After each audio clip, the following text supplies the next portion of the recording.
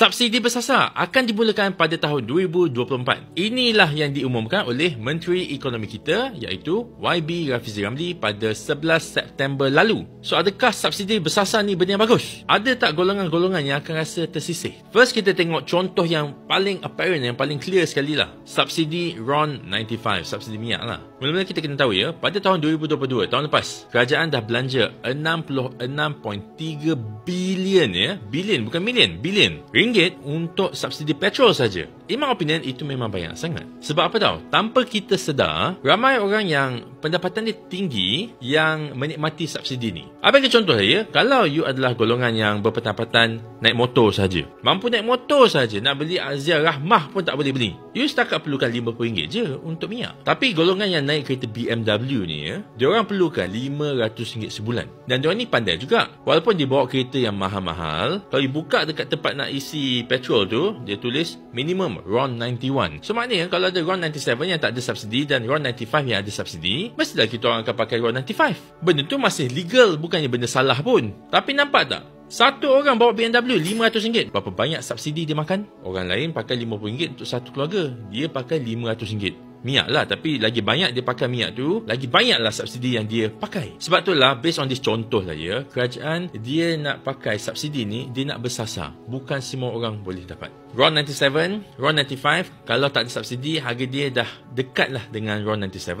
Dia orang bawa BMW tu, maybe dah harga dah dekat sangat ni, ambil je lah 97, tak ada subsidi pun kan. Itu contoh lah. So macam mana nak buat subsidi bersasar ni? So dia nak buat satu database ni, Pangkalan Data Bersepadu. Nama pendek dia PADU. So semua data-data kita akan disatukan dalam satu database. Maknanya bila kerajaan nak buat any initiative ya, ataupun any subsidi yang bersasar ke, bantuan-bantuan semua tu memang betul akan pergi ke orang-orang yang betul-betul memerlukan saja. Dan benda ni dinamik. Maksudnya, ada orang sebelum COVID dia kaya. Waktu COVID dia tak kaya. Lepas tu lepas COVID dia kaya balik. Ataupun ada orang terbalik. Sebelum COVID dia tak kaya. Waktu COVID dia kaya. Lepas COVID dia maintain kaya. So kita punya situasi ni akan berubah-ubah dari masa ke masa. So data kita semua ni akan diupdatekan dalam database supaya pengurusan negara ni boleh jadi lebih lancar. And then of course, korang pernah pergi tak satu Facebook page ni?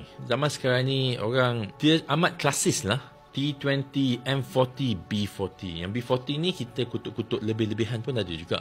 Which is kind of sad lah sebenarnya. Tapi sebenarnya kita tak ada cara lain pun untuk mengklasifikasikan rakyat-rakyat Malaysia. Lepas tu kita bergaduh against each other pula. Yang golongan M40 dan T20 akan marah bila kerajaan cakap, subsidi bersasar. Semua subsidi nak fokus pada golongan B40 saja. You kena faham ya, this klasifikasi adalah based on pendapatan semata-mata. Tak ada data-data lain. Pernah dengar tak? Ada orang gaji RM10,000 tapi dia punya pembelanjaan dia adalah RM9,000. Bukan sebab dia beli kereta ke apa, tapi sebab dia ada anak-anak, dia nak kena jaga orang tua. Lepas tu ada orang gaji RM5,000 tapi dia tak ada komitmen langsung. Jadi instead of klasifikasikan semua orang based on gaji saja, kalau dalam rumah tu ada 6 orang, mak bapak bekerja, anak 1 dan anak 2 bekerja, tapi dia kerja biasa je. Mak bapak gaji RM3,000, RM3,000, RM6,000.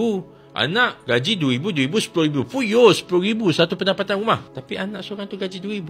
Dia kebetulan duduk kat rumah tu, dia nak keluar rumah pun tak boleh, tak mampu. Adakah dia M40? Adakah dia T20? Kalau dekat Kelantan, yes. Tapi betul ke dia kaya? Adakah dia hidup dengan selesa? Can we call them T20? Because of masalah-masalah inilah yang membuatkan kerajaan sekarang decide untuk memansuhkan klasifikasi T20, M40, B40. Dia akan ubah pengklasifikasian ni kepada pendapatan bersih yang boleh dibelanjakan untuk satu rumah. Dengan cara ini ya, satu keluarga yang pendapatan seisi rumah dia RM10,000 tu maybe masih perlukan bantuan. Dan bantuan boleh sampai ke keluarga itu. Jadi bila kita gunakan mekanisme dan classification yang baru ni, barulah bantuan yang cukup akan disalurkan ke golongan yang betul-betul memerlukan. Dan orang-orang macam I, walaupun marahlah dari segi kita bayar cukai, tapi bila I nak isi minyak, I tak dapat subsidi. Bukan nak kata tak marah. Jadi untuk golongan-golongan yang tak memerlukan bantuan ni, contohnya yang bawa BMW. Kalau I pergi bawa kereta I pergi ke stesen minyak, harga minyak naik untuk I, memanglah I akan marah. Bukan nak kata I tak akan marah. Tapi as long as I faham ya, bantuan yang betul diberikan kepada orang-orang yang betul-betul memerlukan, cukai-cukai yang bayar tu disalurkan ke tempat yang betul. Nak marah pun tak jadi. Dan inilah langkah dan juga objektif yang ada oleh Kabinet PMX untuk Malaysia. Dan I pun ada sentuh juga ya, tentang kajian separuh penggal rancangan Malaysia ke-12 yang baru saja dibentangkan hari itu. Dengan tema dia kali ini, Malaysia Mampan, Sejahtera dan Berpendapatan Tinggi. Dan subsidi bersasar ni merupakan salah satu daripada 17 push ataupun anjakan besar yang kerajaan nak laksanakan. So what do you guys think tentang subsidi bersasar ni? Cuba komen sebab I nak cakap panjang lagi tentang kajian separuh penggal RMK ke-12 ni.